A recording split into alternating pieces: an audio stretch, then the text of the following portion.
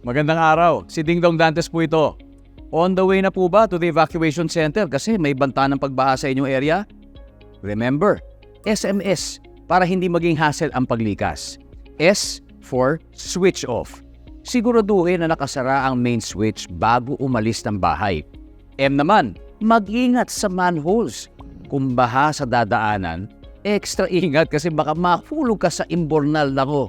At S, sumunod sa rules para maging mas maayos ang pagstay sa evacuation center. So switch off, mag-ingat sa manholes at sumunod sa rules. SMS para sa ligtas na paglikas kapag may pagbaha.